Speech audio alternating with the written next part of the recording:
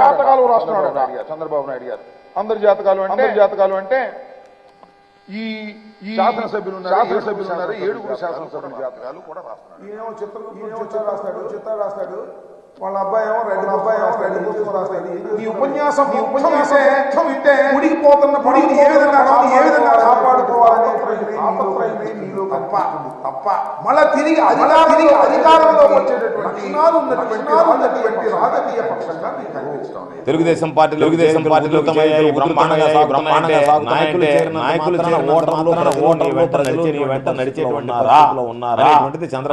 చంద్రబాబు నాయుడు ఆత్మ పరిశీలన చేసుకోవాల్సిన గ్రామాలకు సంబంధించి ఏం అభివృద్ధి చేసేవో చెప్పలేవు. అసలు ఏ విధంగా ప్రజలకు సంబంధించి అన్ని వర్గాలకు సంబంధించి మైనారిటీ ఆర్థికంగా వెనకబడ్డారు రైతులు అనేక మహిళలకు సంబంధించి ఈ హయాంలో ఏమి అభివృద్ధి చెప్పలేవు చెప్పుకోలేవు.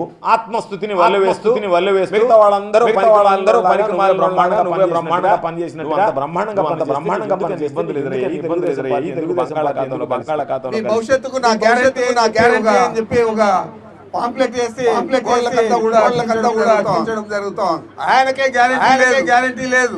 ఆయన మన గ్యారెంటీ ఇస్తారంట. ఆయన ఇచ్చిన హామీలన్నీ కూడా మధ్య జరిగిన అసెంబ్లీ సభలో ఆ సభ సాక్షిగా జగన్మోహన్ రెడ్డి గారు ఒక స్లైడ్ చూపించడం జరిగింది. మన వచ్చే ఆదాయం కంటే 2 రెట్లు హామీలు నెరవేర్చడానికి డబ్బులు కావాలి. 2 లక్షల కోట్లు అవసరమైతే అది 4 లక్షల కోట్లు అవసరమైతే మరి ఎక్కడి నుంచి డబ్బులు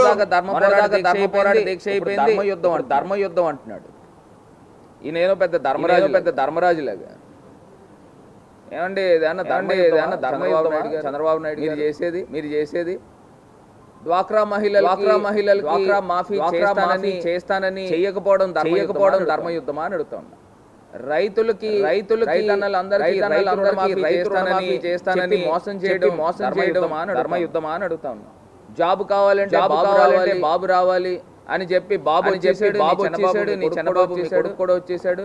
కానీ ఆంధ్ర రాష్ట్ర ప్రజలకి జాబులు రాలా. అలా మోసం చేయడం ధర్మయుద్ధమా అని అడుగుతా ఉన్నా. దేనికి ధర్మయుద్ధం అంటున్నావు అని అడుగుతా ఉన్నా.